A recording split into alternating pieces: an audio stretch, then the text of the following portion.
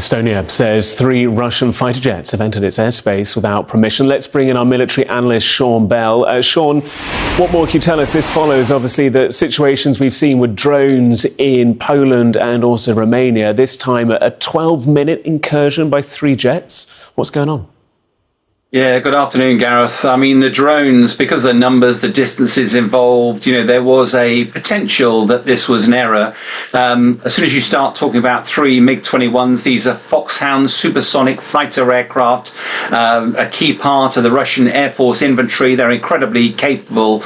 12 minutes in Estonian airspace, they will have known that they were there. They will have known exactly what they were doing there. This was pre-planned. This was no mistake. And the challenge, of course, is that for NATO, well, Estonia initially, but then NATO, they were clearly identified. They were clearly not engaged. And I think this will be a real test for the rules of engagement for NATO.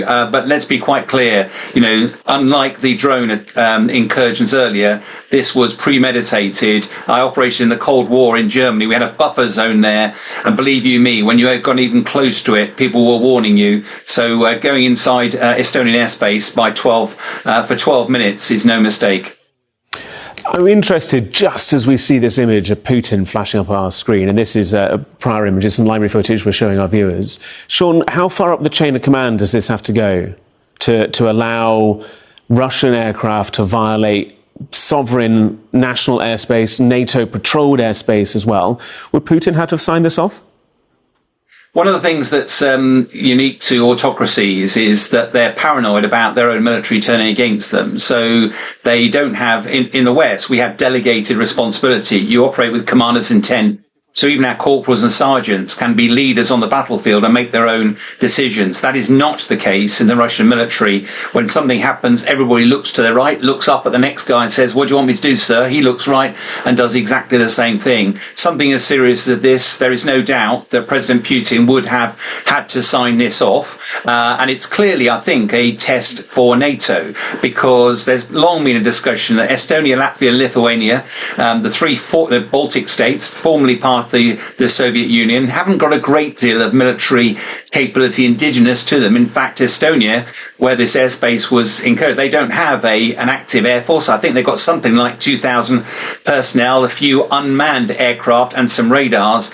And that's one of the reasons why NATO does its Baltic air policing out of Almari air base in Estonia that patrols the skies over there to provide some deterrence value. But be under no illusions, this would have come from the top. It's a very clear test for NATO, because up till now, NATO seems reluctant to fight back. And when you have military aircraft of an air force that's currently involved in a war just a few miles down the road, this is very serious, and NATO will be looking very carefully at how it responds. I'm just thinking of where this goes, Sean, because, at the end of the day, Russia's got massively bogged down in Ukraine, and the reality in any days, weeks, months, or maybe even in the short term, years' time, you can't see it legitimately entering and violating, the territorial ground of these nations. It can't muster enough forces to try and, do what it's done in Ukraine and Estonia anytime soon. So, is the purpose of this just to keep throwing the thorn in the side of NATO, to keep making Trump look like a fool, to keep trying to trip the grouping up? Because it doesn't serve any legitimate military purpose per se, does it? This is more just throwing stones and seeing where they land and kind of, jabbing the hornet's nest, it feels.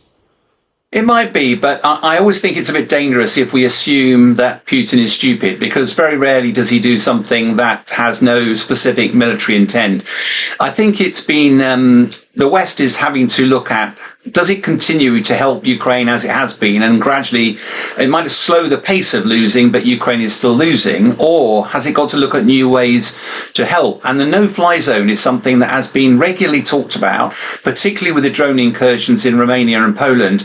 It's starting to gather a little head of steam. Now, if Putin was to demonstrate that the airspace over Estonia, Latvia, and Lithuania was vulnerable, he might draw limited numbers of NATO assets to force a defence of that region, and therefore make it less likely that they would have the appetite or the resources to do a no-fly zone into Ukraine.